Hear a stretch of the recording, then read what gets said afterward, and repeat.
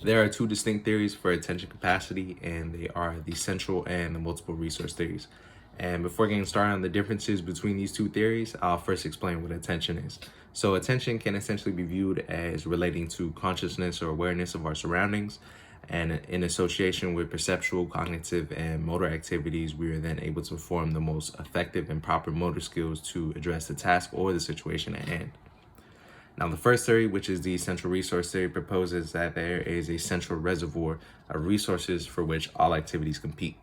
Now, going to the circle example, for a person to successfully perform both tasks simultaneously, both small circles must fit into the large circle.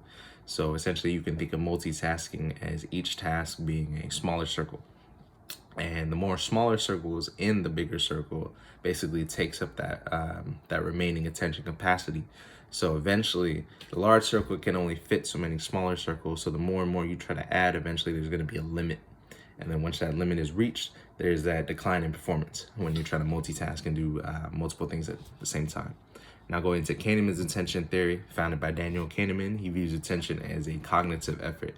And to carry out these specific activities, we utilize mental resources. And the locations of these sources is central, stemming from the KNES. And since there is only a single source of mental resources from which we derive cognitive effort, it is presented as the central pool of resources that has a flexible capacity. Thus, the core determinant on whether there is a sufficient amount of attention capacity available to complete the task is impacted by that person's arousal level. And an optimal level of arousal will result in both effective and efficient performance. So essentially, if there's a too low or even too high of arousal, that can decrease a person's performance. And according to Kahneman, before multiple tasks can be performed, the critical factor is evaluating whether there are sufficient attention resources that are available. And there are three general rules people use to allocate attention resources when performing multiple tasks. And these three, first one being allocating attention to ensure completion for at least one task. Second one being enduring disposition, so the involuntary attention to at least two types of characteristics of events. First one being a novel event in the situation, and the second one being personal meaningfulness of the event. So an example of that can be a player within an in-game situation in competition, and they're ignoring the stimulus and the noise from the crowd. However, they're able to perform in-game while only paying attention to what their coach has to offer them, what to say. The third one, the last one, being momentary intentions, which is attention is allocated to the person's specific intentions. Now, that's the central resource theory. Now we're going to get into the multiple resource theory, which proposes the alternative that instead of a central resource pool of attentional resources, we instead have multiple attention mechanisms, and there's three of them. First one being input and output modalities, which involves vision, limbs, and speech system.